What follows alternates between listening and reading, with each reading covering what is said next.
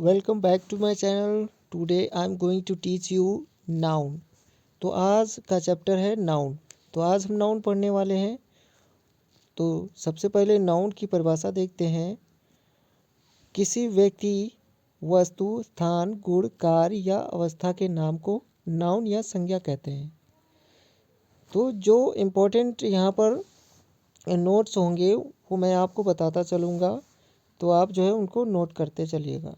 और ये जो मैं वीडियो बना रहा हूँ सभी जितने भी हमारे कॉम्पिटिटिव एग्ज़ाम हैं सभी के लिए इम्पोर्टेंट है। और साथ ही साथ जो है यूपी टेट हो या फिर यूपी सुपर टेट हो या फिर सी टेट हो, कोई भी हो, सभी में इंग्लिश आती है और तो उनके लिए भी ये इम्पोर्टेंट है। तो जो है आप जो है इसको जो है शांति से वीडियो को देखिएगा। आपको पूरा जो है बिल्कुल सिंपल लैंग्वेज में आपको समझाया जाएगा। तो आप जो है यदि आप कभी नहीं इंग्लिश पढ़े हैं तो तब भी जो है मैं आपको बिल्कुल सिंपल लैंग्वेज में पढ़ाऊँगा, बिल्कुल इजी लैंग्वेज में। ठीक है, तो आप जो है नोट बनाते चलिएगा जहाँ जहाँ मैं आपको बताऊँ। तो यहाँ पर मैं सबसे पहले नाउन को बताऊँगा। और ये नाउन जो है थोड़ा एक वीडियो में नहीं आएगा, इसको 2-3 वीडियो में मैं पढ़ाऊँगा। तो चलते हैं, स्टार्ट करते हैं। तो नाउन, नाउन को हिंदी में संज्ञा कहते हैं। तो किसी व्यक्ति, वस्तु, स्थान, गुण, कार्य या अवस्था के नाम को नाउन या संज्ञा कहा जाता है। इंग्लिश में डेफिनेशन है, a noun is a word used as a name of a person, place और थिंग। नाउन, ठीक है। तो ऐसा कोई वर्ड जो किसी नाम को बताता है या जो है नाम को बताता है, चाहे वह नाम जो है पर्सन का हो या प्लेस का हो या फिर कोई थिंग हो, तो उसे हम नाउन कहेंगे। तो यहाँ पर नाउन के टाइप बताए गए हैं कि 5 प्रकार के नाउन होते हैं। तो यहाँ पर देखिए, यहाँ पर बताया गया है। पहला प्रोपर नाउन, व्यक्तिवाचक संज्ञा। दूसरा कॉमन नाउन, जातिवाचक संज्ञा। तीसरा कलेक्टिव नाउन, समूहवाचक संज्ञा। चौथा मटेरियल नाउन, द्रव्यवाचक संज्ञा। और पांचवा अब्स्ट्रैक्ट नाउन, भाववाचक संज्ञा। तो यहाँ पर 5 प्रकार के नाउन होते हैं। तो एक एक करके सभी को हम पढ़ेंगे।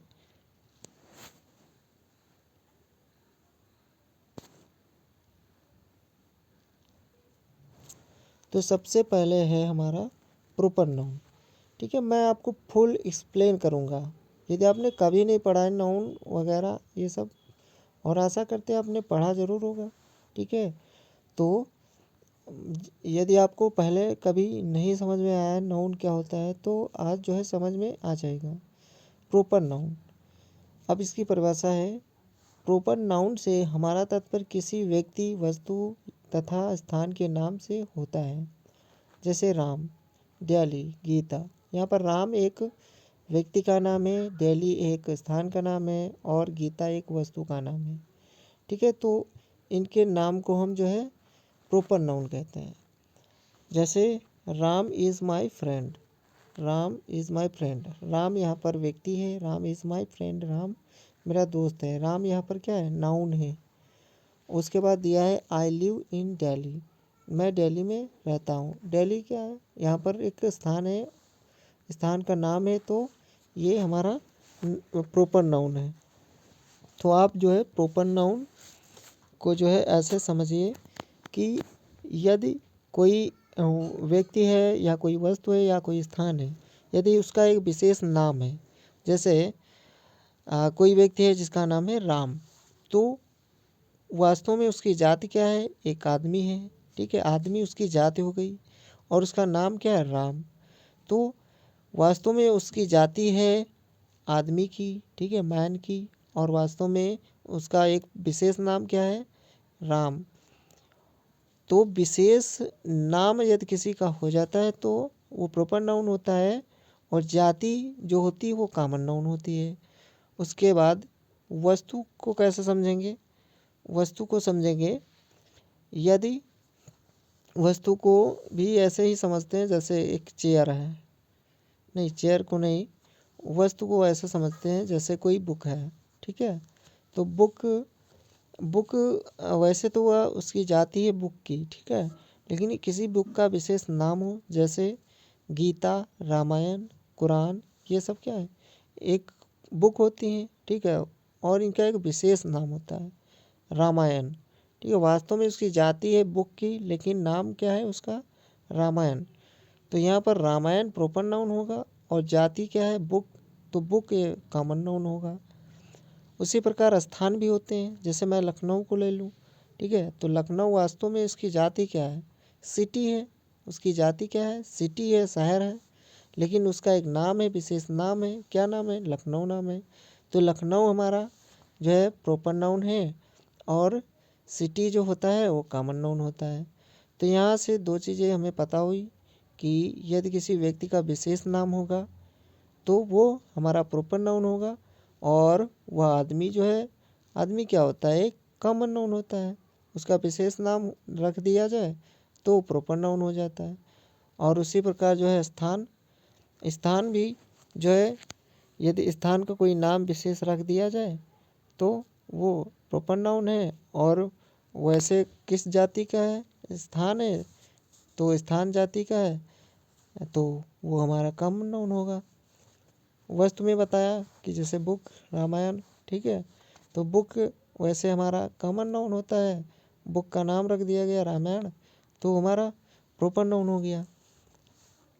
तो कॉमन और प्रॉपर में यही फ़र्क होता है, जो है कॉमन हमारा जो ये है और प्रॉपर ये है। तो परिभाषा अपने आप भी बना सकते हैं, ठीक है, तो कंसेप्ट समझ में आना चाहिए, ठीक है। कॉमन नाउन तो है जो जाति को बताए, जैसे लिखा है, जिस नाउन संज्ञा से एक वर्ग अथवा जाति के व्यक्ति या वस्तु का बोध हो उसे कॉमन नाउन जातिवाचक संज्ञा कहते हैं। जैसे किंग, किंग किस जाति का, तो किंग एक मेल है ना, किंग है, बॉय है, गर्ल है, सिटी है, ये सब क्या है, कॉमन नाउन है।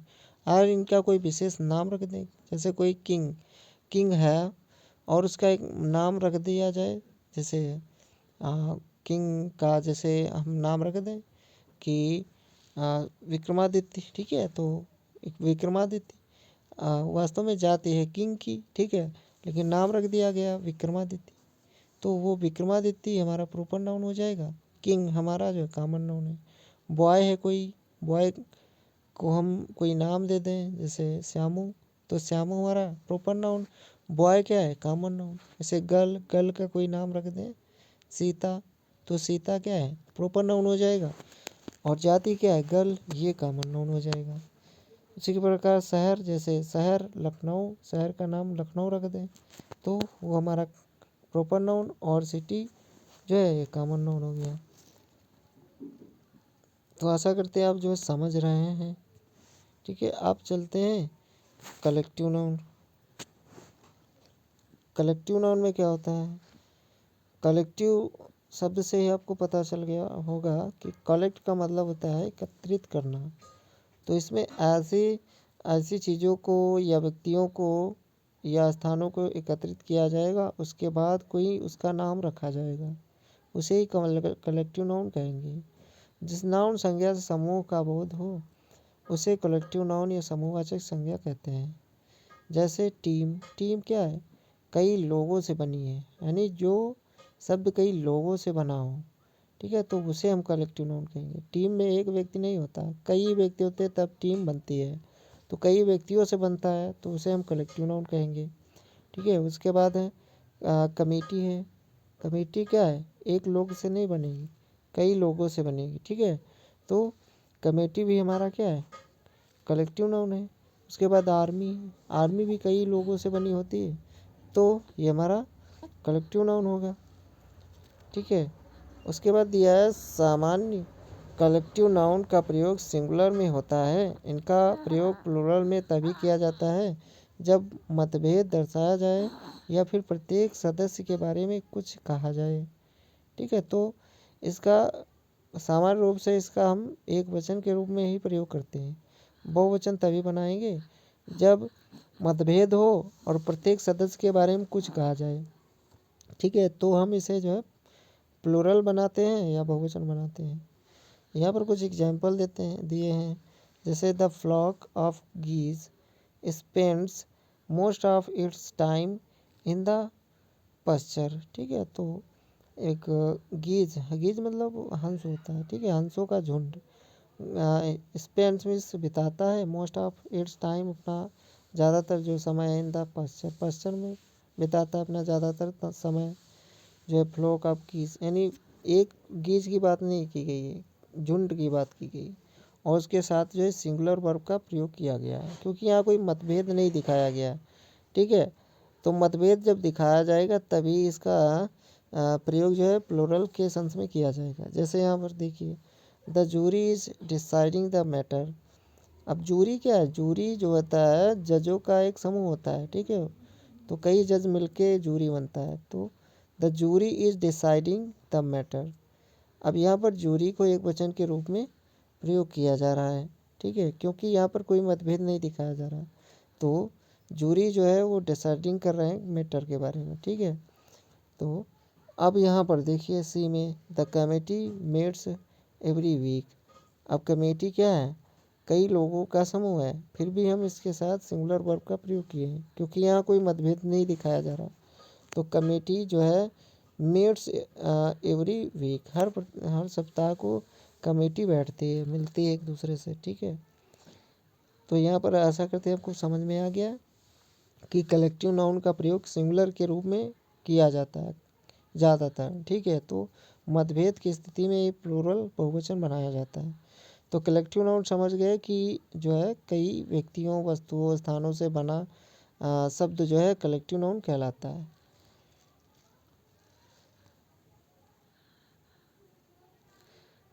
अब यहाँ पर देखिए आगे जो है दिया गया है, the team are divided over the issue of captainship.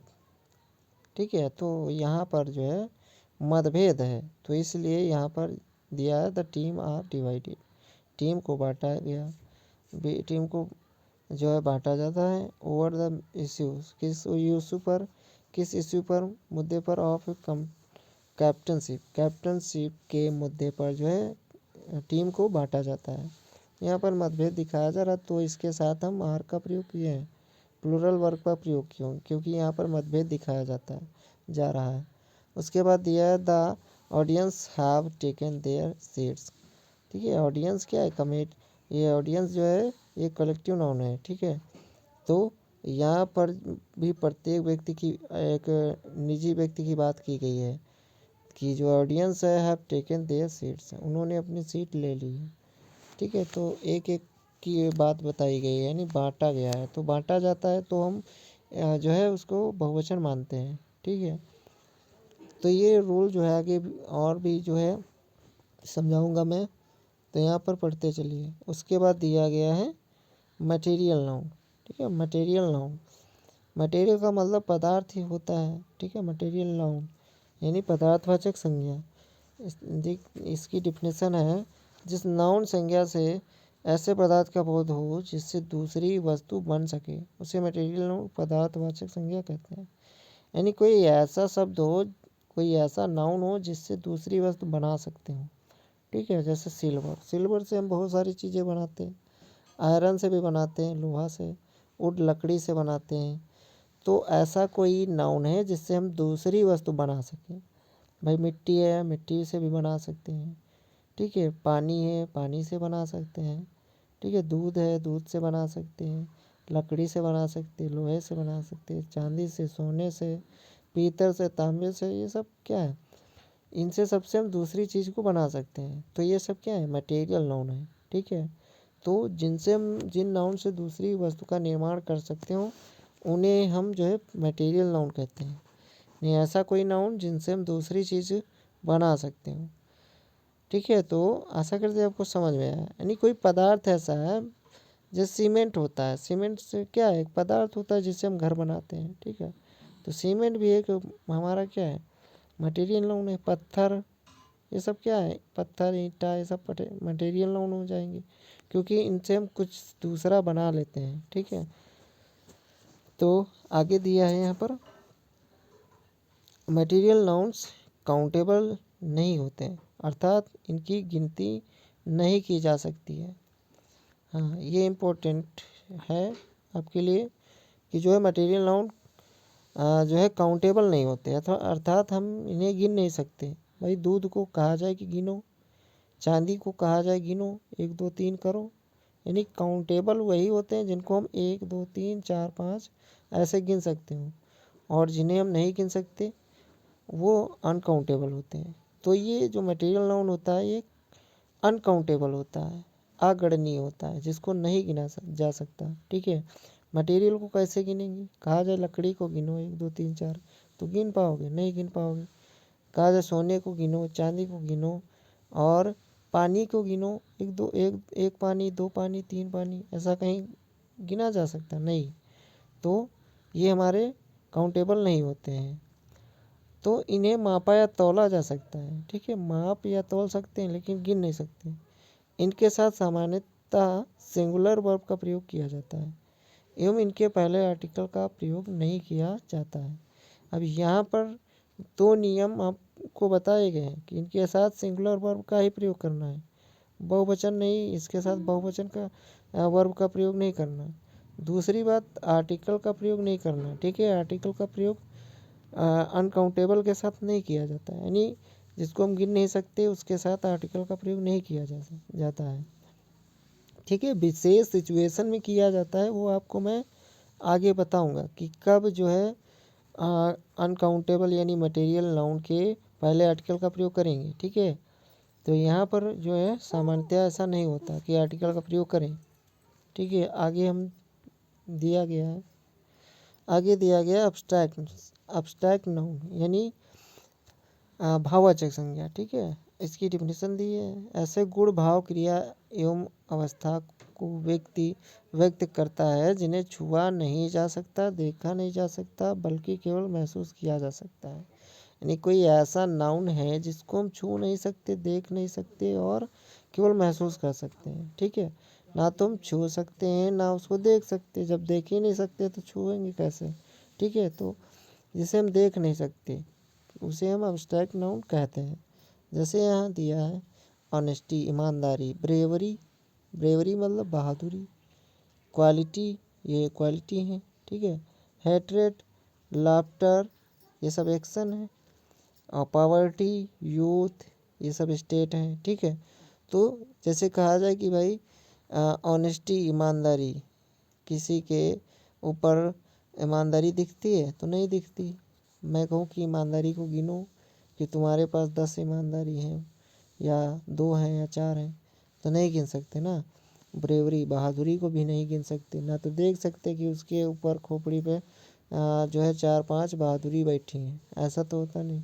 तो ऐसे नाउन जिसको हम देख या गिन नहीं सकते, देख या छू नहीं सकते, केवल महसूस कर सकते हैं, तो उसे हम अब्स्ट्रैक्ट नाउन कहेंगे। ठीक है, अब्स्ट्रैक्ट नाउन का प्रयोग सामान्यतः सिंगुलर में किया जाता है, जहाँ पर 2 नाउन जो है सिंगुलर के रूप में ही प्रयोग किए जाते हैं। ठीक है, अब्स्ट्रैक्ट नाउन और मटेरियल नाउन, और एक आपका प्रॉपर नाउन भी सिंगुलर के रूप में ही प्रयोग किया जाता है। तो 3 नाउन हमारे प्रॉपर नाउन, अब्स्ट्रैक्ट नाउन और मटेरियल नाउन, ये 3 नाउन ऐसे हैं जिनका हम सिंगुलर एक वचन के रूप में ही प्रयोग करते हैं। ठीक है, उसके बाद दिया है कि एग्जाम्पल को दिए, people respect his necessity, full लोग जो है आदर करते हैं उसकी नेसेसिटी, उसके अच्छाई का। ठीक है, और उसके बाद दिया honesty is the best policy, honesty है एक अच्छी नीति। ठीक है, तो ऑनेस्टी यहाँ पर अब्स्ट्रैक्ट नाउन है। ठीक है, तो यहाँ पर देखिए नाउन को काउंटेबल एवं अनकाउंटेबल में भी बांटा जा सकता है। जैसा कि मैंने बताया, काउंटेबल नाउन वह नाउन होता है जिसकी गणना की जा सके। ठीक है, मैंने बताया था आपको। ठीक है, काउंटेबल नाउन ऐसे नाउन होते हैं जिनको हम गिन सकते हैं, 1 2 3 4 5 6 7 ऐसे कर सकते हो, वो सब काउंटेबल। जिसको 1 2 3 4 5 नहीं किया जा सकता वे सब हमारे अनकाउंटेबल होते हैं। एग्जाम्पल भी दिए गए हैं यहाँ पर, वी बाट 6 टेबल्स। यार 6 टेबल्स, टेबल्स क्या है, काउंटेबल है क्योंकि इनको हम गिन सकते हैं, 6 टेबल, ठीक है। तो हमने जो है 6 टेबल जो है खरीदा। I have a few friends, हमारे पास कुछ दोस्त हैं, दोस्त भी हमारे काउंटेबल गिन सकते हैं। उसके बाद दिया she saw many movies last month, उसने बहुत सारी मूवी देखी पिछले महीने, ठीक है। तो अब देखिए यहाँ पर दिया गया है जो है, यहाँ पर दिया गया है नॉन काउंटेबल नाउन्स या फिर अनकाउंटेबल नाउन्स, ठीक है। अनकाउंटेबल नाउन दिए गए हैं, वह नाउन होता है जिसकी गणना नहीं की जा सके, ठीक है। जैसे जे प्रेस्टली डिस्कवर्ड ऑक्सीजन, जे प्रेस्टली डिस्कवर्ड ऑक्सीजन, ये अनकाउंटेबल, ये मैंने बताया था, जे प्रेस्टली जो है ये आपका प्रॉपर नाउन है, ठीक है। तो प्रॉपर नाउन भी अनकाउंटेबल होते हैं, ठीक है। किसी व्यक्ति का नाम है तो क्या हम उसको बहुवचन बना सकते हैं? नहीं बना सकते ना, वो तो अकेला ही रहेगा, उसको हम कैसे बहुवचन बनाएंगे। तो प्रॉपर नाउन भी जो है हमारा एक वचन के रूप में प्रयोग किया जाता है। They decided to sell the furniture, furniture यहाँ क्या है, ये हमारा क्या है, ये तो हमारा फर्नीचर जो है ये हमारा कलेक्टिव नाउन होता है, ठीक है। फर्नीचर कलेक्टिव नाउन है, तो ये कलेक्टिव नाउन जो है ये हमारा काउंटेबल हो सकता है, ठीक है। लेकिन यहाँ पर दिया गया है, ये हमारा जो है मटेरियल नाउन के सेंस में शायद दिया गया है, ठीक है। उसके बाद दिया much money was wasted on the show, बहुत सारा पैसा जो है गंवा दिया गया शो पर, ठीक है। तो यहाँ पर जो है ऑक्सीजन क्या है, एक हमारा अब्स्ट्रैक्ट नाउन है क्योंकि ऑक्सीजन को कभी नहीं देखा होगा, ठीक है, ऑक्सीजन को नहीं देखा होगा। फर्नीचर यहाँ मटेरियल नाउन के सेंस में है, तो फर्नीचर को भी जो है आप गिन नहीं सकते कभी, ठीक है, ये अनकाउंटेबल है। उसके बाद मनी क्या है, मनी तुम्हारा जो है अनकाउंटेबल होता है। ऐसा नहीं सोचना कि मनी तो हम गिन लेते हैं 1 2 3 4 5, मनी पैसे को नहीं गिन सकते, ठीक है। तो पैसे को नहीं गिन सकते। यहाँ पर कुछ चीज़ें दी गई हैं जो है, यहाँ पर देखिए काउंटेबल नाउन, अनकाउंटेबल नाउन, तो यहाँ पर जो है दिया गया है एग्जाम्पल स्टार्स, सेकेंड्स, रुपीज़ गिन सकते हैं लेकिन मनी नहीं गिन सकते। यहाँ पर मनी दिया है, अनकाउंटेबल में मनी होता है, टाइम होता है, नॉलेज होता है, ये चीज़ें जो है अनकाउंटेबल होती हैं। स्टार्स, यहाँ पर आपको कन्फ्यूजन हो रही होगी कि स्टार्स क्या हम गिन सकते हैं? हाँ, स्टार्स को हम गिन सकते हैं, तारों को गिन सकते हैं, 1 2 3 4 5 ऐसे कर सकते हैं। ये ज़रूर है कि स्टार जो होते हैं बहुत सारे होते हैं, गिनने में बहुत दिक्कत होगी, शायद हम कभी गिन ना पाएँ, ठीक है। लेकिन हम उन्हें 1 2 3 4 5 ऐसे तो कर सकते हैं ना, तो ये हमारे जो है काउंटेबल होते हैं। वैसे हमारे हेयर जो बाल होते हैं वो भी हमारे काउंटेबल होते हैं, भले हम उनको गिन ना पाएँ, ठीक है, लेकिन थोड़े बहुत तो गिन ही सकते हैं, ठीक है। ये गिनने पर आ जाए तो शायद गिन भी ले किसी की खोपड़ी के, ठीक है। और यदि किसी की खोपड़ी में 4 ही बाल हों, 5 ही हों या 10 ही हों, कुछ ऐसे लोग होते हैं जिनके बाल गिर जाते हैं, तो उनके बाल को हम गिन नहीं सकते, गिन सकते हैं कि 4 5 बाल तुम्हारी खोपड़ी में बचे हैं, है ना। तो हेयर और स्टार्स ये ज़्यादा संख्या के कारण इनको हम गिनने में मुश्किल होती है, लेकिन हम इन्हें जो है गिन सकते हैं, इसलिए काउंटेबल होते हैं। और मनी, टाइम, नॉलेज ये सब क्या है, अनकाउंटेबल, इन्हें नहीं गिना जा सकता, ठीक।